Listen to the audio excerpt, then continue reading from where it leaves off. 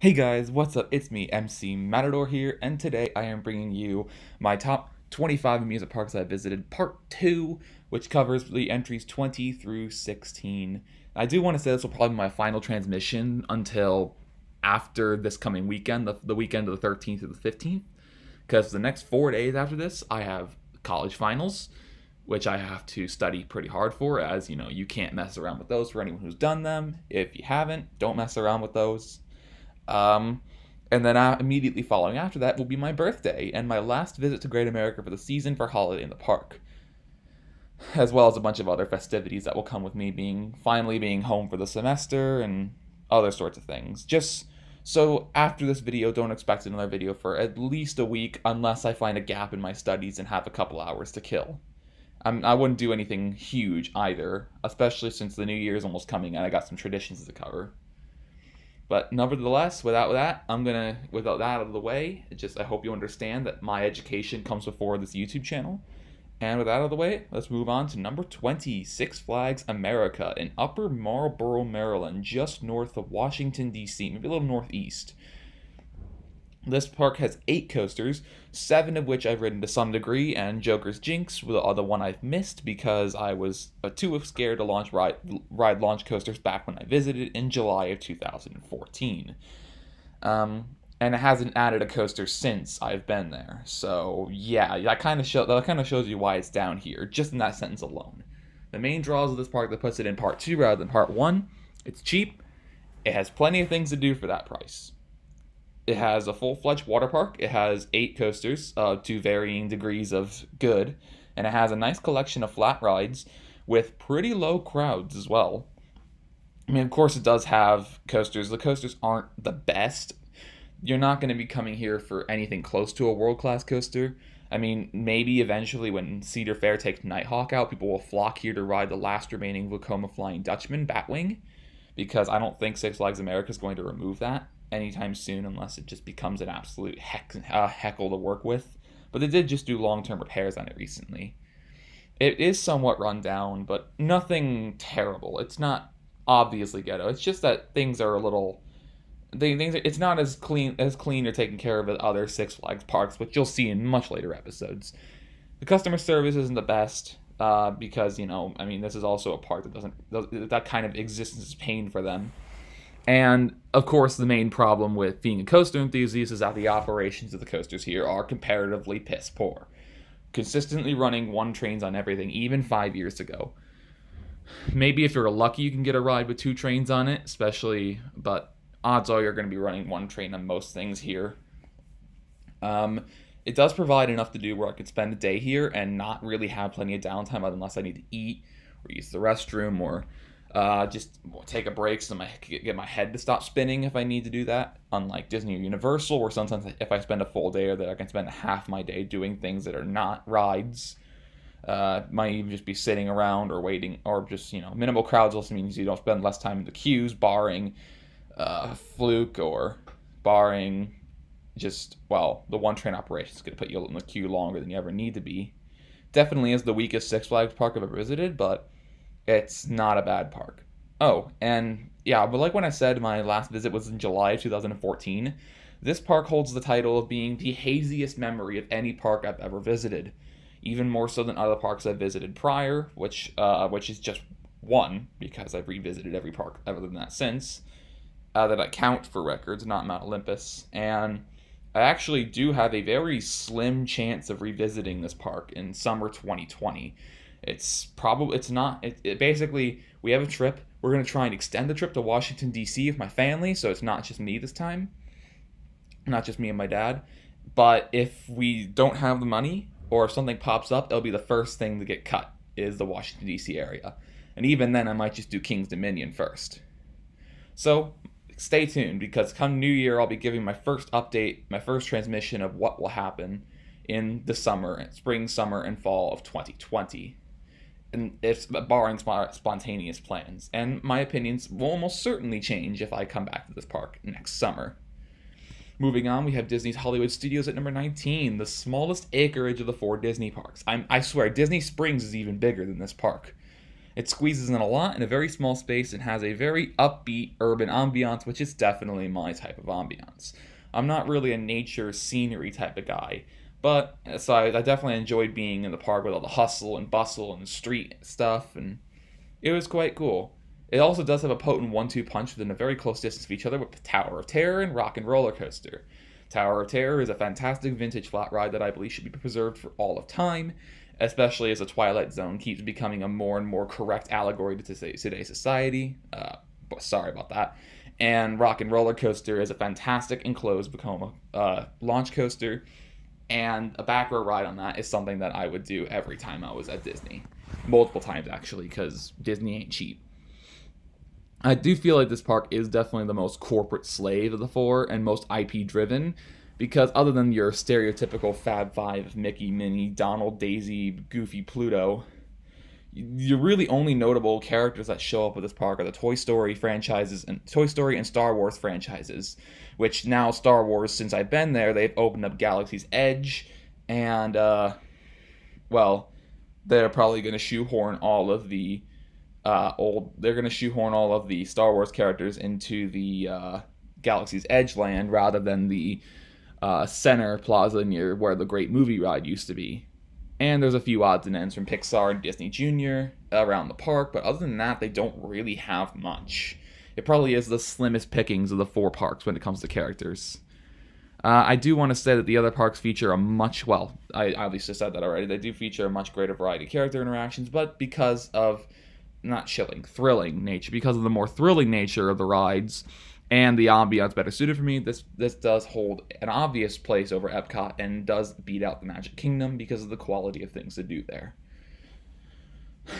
Moving on, we're going to talk about Valley Fair in Shakopee, Minnesota, just west or southwest of Minneapolis, with 7 coasters. I'm not counting kiddie coasters for any of these, so that's, if you're wondering why it's not the true amount, it's because these are coasters I've ridden from there, not coasters that are like total. I'm counting only the coasters that are on my list, so as part of the sum. And barring I was in some pretty bad weather in there, not because it was like rainy or, well, I went in May. I went during like Memorial Day weekend. I went last weekend of May, and the weather I was in was miserable. It was bright and sunny, 90 plus degrees, very humid. It wasn't not very good staying outside for very long in that type of weather. But the crowds were quite low until the early afternoon. Then it started getting more consistent, and the water park was more crowded than the dry park for obvious reasons because, well, the weather. So, during my first part of my half day, was a half day because I visited the number 25 slot, Nickelodeon Universe, in the same day after a quick lunch. I did get a couple. I could have had potentially get some marathons on Wild Thing, Renegade, Steel Venom, and Excalibur. Steel Venom I only rode once in the back. Wild Thing I rode twice, front and back. Renegade was the one I actually marathon when we were waiting for Excalibur to open, plus a ride on Mad Mouse to get that credit before the line got too long for being a terrible capacity ride. And Excalibur was, well, not very good. But the former of the three, Wild Thing, Renegade, Steel Venom, are a solid triangular attack of rides. And I really wish I had more than just a weekend in Minneapolis. There's a lot of things I wanted to do there that I didn't really have the chance to do because I was only there for a weekend. And I wish I could have seen the city more on like areas like St. Louis, where I was able to do the City Museum and all the other sorts of things. Cincinnati, where I was able to go downtown and check out like the boardwalks there and whatnot. And Charlotte, where we literally spent an entire day in the downtown because my brother is a Carolina Panthers fan. And I really wish Cedar Fair would just invest more into this park. I know they don't really believe in profit sharing on like Six Flags, but they have plenty of land near the Minnesota River that really could be expanded upon and realized. That's been a rumor for several years and it's never happened, even though they have all the contracts settled for the most part. Or maybe they can use, if they're not going to expand, they can use the former plot of land now that their Dinosaurs Alive contract is expired and they can use it for something cool. Please, I want a reason to come back here. Please. Moving on, we had Disney's Animal Kingdom, my favorite of the 4 parks at Disney World Resort. It combines a couple fantastic rides, consistent character interactions, both stationed and surprise, as well as impressive live entertainment in one very spacious and green landscape. Expedition Everest is the coaster at Disney I did marathon the most, mostly because the single rider line, I was a single rider. The single rider line moves very quickly on Expedition Everest. And I was able to get, I don't even know what my total amount was, probably like somewhere between 5 to 10 rides, at least 6 or 7. On various rows. Didn't get to choose my row as a single rider, but I did get a couple rides towards the back, which is where it is best. I did get my one and done in Primeval Whirl as of the Festival of the Lion King, and did my obligatory ride in order to just test the waters of Flight of Passage, which blew my mind. I'm not even an Avatar fan, but Avatar, as in the blue people, not Avatar the Last Airbender. I say Avatar and I immediately jump to the Last Airbender because I watched that as a kid. But the Flight of Passage ride blew my mind. It was honestly fantastic. It was so real, so immersive, so well themed. I just could have wished it went on for so much longer. It was absolutely fantastic. It's like you were actually there, and it didn't involve any sort of bulky extra equipment or anything. I was able to ride in a t-shirt and cargo shorts. I can't remember if I needed 3D glasses or whatnot, but I don't even care. It was absolutely impeccable. And just a lot of downtime in the Disney parks, being able to walk around and see the animals, see the greenery. They got monkeys, they got smaller animals, they got birds, they got water animals, they've got all sorts of things, as well as the character interactions like the Hakuna Matata dance party, or the consistent meet and greets with, say, some of the, say, Doug and some characters from Up, or characters from Lion King, or they have Kevin as well. Well, I already said that is part of Up. I'm just trying to remember now, because I'm planning on making a long-term project sometime this winter about the pros and cons of Disney, and I'm really trying to evaluate stuff right now. I'm going to probably go through with it because I never made a Disney video after I visited the park during March of this year. But I want to definitely put my thoughts out because Disney is so different from the rest, which can be good and also bad. And really, this thing combines a lot of things a lot of the goods from other parks. It's the most well-rounded. It takes the scenery and greenery of Epcot. It takes the size and scale and consistent character interactions of Magic Kingdom, and it takes the thrill and ambiance of Hollywood. Well, not the thrilling rides and appeal to all ages more than just kids of Hollywood Studios, and mush them all together into a fantastic park. Now I just kind of wish they could expand this park, because they just took out Rafiki's Animal Watch, which is just a glorified petting zoo. Just maybe we can get a Zootopia-themed land. Finally, am I right? Is it just me? Like, it's the most successful animated movie you ever made, and you're going to do nothing with it? Touché. And finally, we have Six Flags St. Louis in Eureka, Missouri, just southwest of St. Louis down the interstate. You can literally see it right off the interstate. And I've been able to drive past it a couple times. You'll probably see those parks that I got to instead much later on the list. But I want to talk about Six Flags St. Louis, since I've been to it, even though my last visit was all the way back in August of 2015.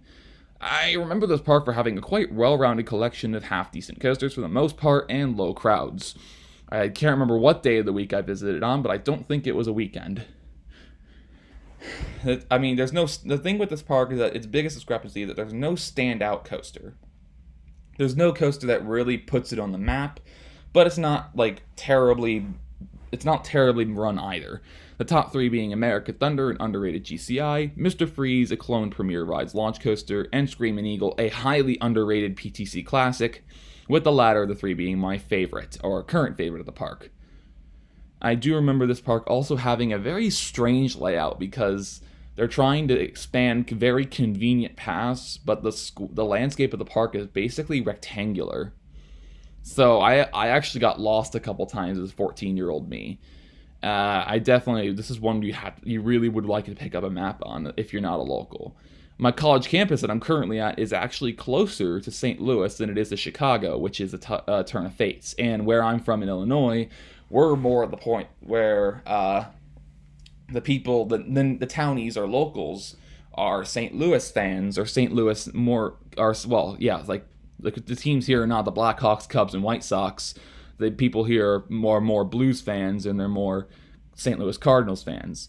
Take that as you will. I'm just I'm a Chicago boy, so even though I don't really care for baseball.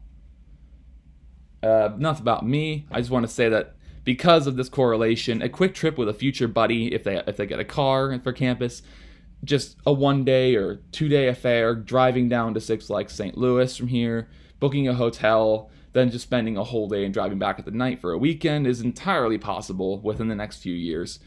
I just gotta find a buddy first. I guess there's no good meetup spot for coaster enthusiasts on my campus, so maybe that's a club idea. Maybe. Whatever. That's all I need to talk about, though. I hope you guys have enjoyed this video. Feel free to like, comment, and subscription if you did. I hope you guys have a great insert unit of time here. If you have college finals coming up, I wish you luck. Wish me luck on my college finals. And if you don't have finals yet, if they're coming up sooner rather than later, good luck on those. Anyhow, I know finals can be an absolute pain. If these are your first finals, good luck. You've got this. If you're a grizzled veteran to finals, you still got this. Just, you probably know what you're doing a little more, I hope. And on that note, I wish you guys, as always, peace.